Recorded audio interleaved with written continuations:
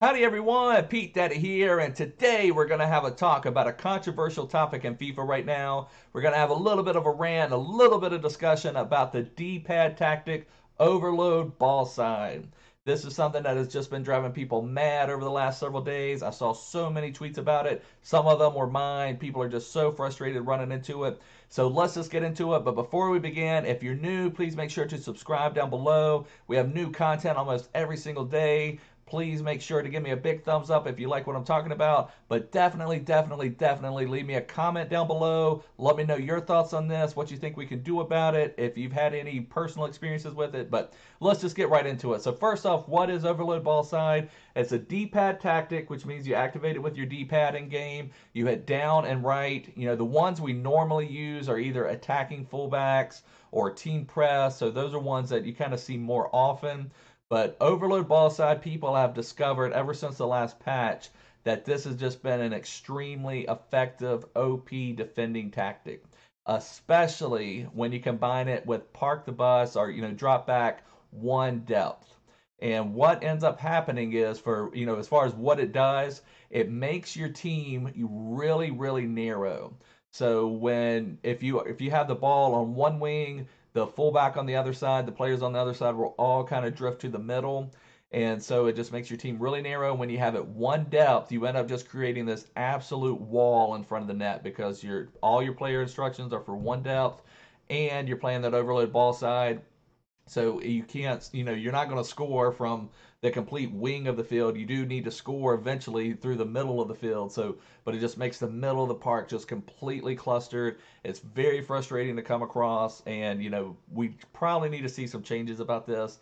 Especially, it's one thing the park the bus stuff or the drop back one depth stuff. We've kind of learned to deal with that. I haven't had a huge issue with that. All I've asked for is for EA to give us the tools to combat this. And that's probably the biggest problem with this whole thing right now. We just do not have the tools to consistently combat people playing this. And I guess let me just back up 1 second. Another big problem with it is that it's very easy to play this. It doesn't require a lot of skill to play park the bus, overload ball side. Your AI is doing a lot of the work. Your defenders are shifting where they need to be. You can just control a cam or a striker or somebody and just run around in the back there and try to make a steal and then just go on the counter. And countering has been so effective in FIFA 20. I don't have a problem playing the counter style. It's just when you have that just complete wall of defenders that you can't get through. And I guess that's one thing too. There was the FIFA E Club World Final was yesterday, and the final match ended 0-0 after 120 minutes. So these pro players playing with the best FIFA players you can play with could not score against some of these tactics. So I mean that just tells you how OP this defending is. And I was running into that myself. It's hard enough to beat the people that were playing the overload ball side, park the bus tactic, but I could usually beat them. But once you started getting into that higher elo and playing better players, you could definitely see an increase in the frustration level because it's just so hard to go up against. And it's not about results. We still finish gold one, which is where I want to finish. I go to gold one and stop. I probably will not go to elite again until team of the season is here and you can get team of the season in packs. The team of the week packs are just terrible, so I've stopped trying to go to elite. So it makes it a little more stress free for me just going to gold one and stopping. So, and the jumbo rare player packs, I think the two jumbo rare player packs are better, but we're kind of getting off topic. But we don't have the tools to go against this. And the biggest thing is passing is terrible in FIFA 20. And it's been that way since the beginning of the game. You never really know for sure where your passes are going to go. I mean, I can tell you, this is probably exaggerating, but probably not, 100 times where I'll pass the ball and I'm looking at my player that's going to receive the ball, figuring out what I'm going to do with them, and then I have to adjust because the ball went somewhere else. And and I've looked at this before. I'll look at my arrows. On times when I can freeze the game or go back and watch one of my recordings of the game, I'm aiming at the guy that I want it to go to. The arrow is going that way. I'm pointing that way, but it ends up going somewhere else. And I know power of the pass can have something to do with it, but anyway, the passing is just terrible. So there are times, you end up passing around the box, just trying to find that one opening against this overload ball side, park the bus stuff, and then you finally get that one opening, and the pass does not go where you intended. Your player doesn't fully get that pass threaded through there that would have gotten you in on goal. Or the other thing that happens is sometimes your player, if your striker doesn't receive the ball properly, how many times have you seen this? You pass the ball to your player, and instead of just controlling it, he just kind of does that little like touch. He's just trying to think about it, control it a little bit. Well, by the time if he's thinking about it all at all, if he doesn't control it perfectly, boom, he's just clattered down on by two players, and then you've lost the ball and your opponent's away on the counterattack. And so that's part of what makes it so frustrating. So the way to beat overload ball side is to have really good wing play, play a little bit wider, but get the ball down the wing, get around your opponent before they can kind of get set up and all of that. But part of the problem is, and I think what has made this so effective from the last patch is pace is no longer as important. And they did not specify this in the pitch notes, so I'm not sure exactly what has happened. But pace is no longer as important. So if you get it down the wing and you have an inch of space, you're caught up with just immediately now. You're not getting around the players like you were before. You're not having that little bit of opening. You can still have just a little bit, and that's the way to beat it. Get down the wing really fast, get it in fast, and score. But that's not an easy thing to do. That doesn't happen all that often, especially against people playing drop back. You always have to win the ball back and counter them back yourself is one of the ways to get around it before they can get set up. But that kind of requires some boom, boom, boom passing. And as I just said, passing is not that great in FIFA 20, so it makes it hard to even do that in the first place. The other way we could easily combat it is if we could switch play.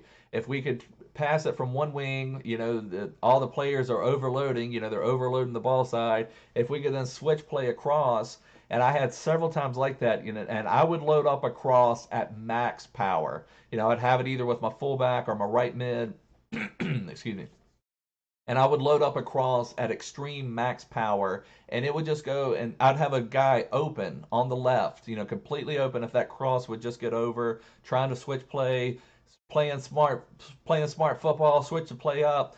But that cross loaded up at max power would just go into the middle of the park, into a whole mass of bodies. Who knows if I'd come down with it, my opponent come down with it. Even if I did come down with it, I'd have to recycle play back out, start over anyway. So you can't cross the ball effectively because passing is just so terrible. And I'm not even talking about just a cross to a header. I'm talking about just a cross to switch play. And it's just very hard to even switch play for in FIFA this year for whatever reason. Just I guess part of the passing that has just been terrible. But so for me personally, I had more games that ended 0-0 after 90 minutes than I think I've ever had in any weekend league. My goals per game average was down. It was not as high. There were several games I won 1-0, 2-1, and not 2-1's not that bad, but sometimes usually I guess my average score is probably something like 3-1, something like that, maybe 3-1, 3.2 to 1.4, something like that. And this time it was more like 2.4 to 1.1, something like that. So, it was the goals per game were definitely down, which makes it a very frustrating game. And when you're just clattering in time after time after time, just trying to smash into this wall, smash into this wall, smash into this wall, you lose your mental edge too because you're just so frustrated. You're not having any fun playing the game when you're doing that. And so sometimes you just end up getting beat. You try to force something to happen. You try to just get around people, and you just get so mad at the player you're playing or so frustrated with it. And I guess I'll take that back. I don't necessarily blame anyone for taking advantage of anything in the game. All I've ever asked for is just give me the attacking tools, and I guess that's part of it. EA needs to make this game more attacking focused. There's the skill gap when the hardest thing to do in FIFA is to defend, and that's what you notice. We restarted at Christmas for the Christmas to Glory series here, and I've said multiple times I was surprised at the level of player at Division 4, Division 3, Division 2. Yeah, well, obviously, but the players at Division 4 were not bad players, but what separates them is the defending.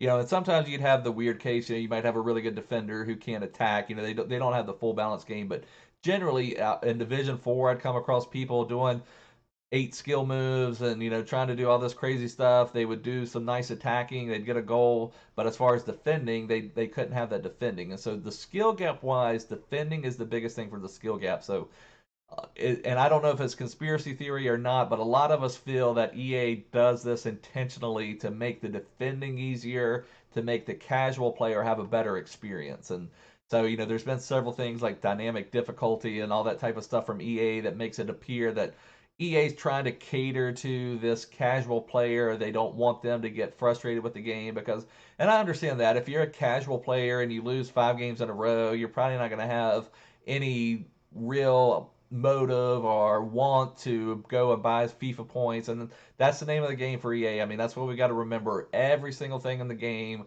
is geared towards getting us to buy FIFA points. This Future Stars promotion right here, we're like, oh yeah, great, some new cars, how cool.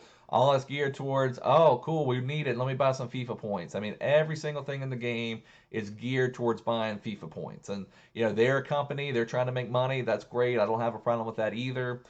But don't hurt the integrity of the game. They could give us promotions every single day of the week if try to have lightning rounds every single day, make as much money as you want to, but don't hurt the integrity of the game. And I think that's part of the frustration of it. And I feel like real gamers understand that, and it makes me wonder like how much are casual players really spending on the game? Do they make so much from those millions that are spending $20 versus the thousand that are spending $2,000? I don't know exactly what the breakdown is. I'm sure they have a model for it and all of that. But everything is geared towards getting people to buy FIFA points. But like I was trying to say, as gamers, we know when something weird happens. You might feel good to win, but there are games you win, you're kind of like, gosh, I got lucky on that one. And there's games you lose, you're like, I completely won that game. That guy did not deserve that. And, sometimes you'll see that. I guess maybe people don't know because you'll be dominating the game. Their keeper will make like 5 saves in a row. You'll miss an open net, and then they get that one goal, and of course they're doing some crazy celebration. So either they feel really good about themselves, or I don't know. So maybe people don't know that, but I just feel for me personally, I know when I've played well, when I haven't played well, and I want to know that I can get better at FIFA or I can do this and get better at FIFA. But a lot of the times we don't know what to work on or what to improve. Was it our connection? Was it a lag? Was it these tactics? Was it this? We just never know. Was that a completely fair game? Was that completely balanced? What's going on? I had one game where my Essien missed, I think, 6 tackles. He was 0 for 6 on tackles. And, I don't know, am I lagging a little bit behind my other person, like that microsecond where it looks like I'm getting the ball, but really I'm behind them or something. There's just things like that that happen, and you question everything because of the track record EA has over the last several years with giving us a shoddy product. So, anyways, I guess that's going to wrap up the rant on that. Definitely let me know your experience on this. Let me know what you're thinking about overload ball side. I think it's really hurting the game. I guess as far as solutions, EA could either take that out of the game, but there still would be one depth park the bus, which I don't mind that much. I can usually get around people playing just the one depth. The overload ball side, what made that so effective was just getting everybody in the middle, and you just could not score because like I was saying earlier, eventually, if you're going to score the ball, you do have to be in the middle of the park at least at some point. So that's part of what's made it effective. I would say the easiest solution for EA without just completely changing everything, just completely get rid of overload ball side, get it back a little bit to what it was. As far as better boost, passing should be boosted.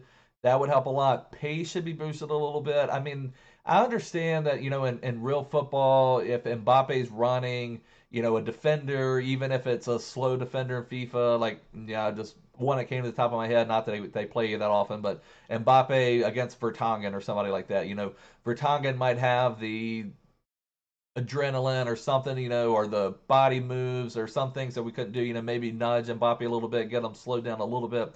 But if Mbappe and Vertonghen were just running straight, Mbappe's going to beat him every single time. I mean, that's just how it is. And you see that in real football now with Adama. Adama Traore is just killing people down the wing with his pace. But if that was FIFA, Traore would be caught every single time by any fullback marking him. So it makes it a little frustrating. So pace could definitely have a little bit more of an issue. I mean, you do need to balance it. We have had FIFAs where you just through ball, through ball, through ball. So I understand the balance there. So that's a tough one to get. You want a little bit of pace that matters, but you don't want enough to where you just through ball, through ball, through ball the entire game. So I would say the easiest solution: get rid of overload ball side and boost passing. Passing has needed a boost all year, but Anyways, guys, this is going to wrap up the video. Let me know your thoughts. Please subscribe. Give me a big thumbs up. Follow me on Twitter. Follow me everywhere. But I'll see you guys soon.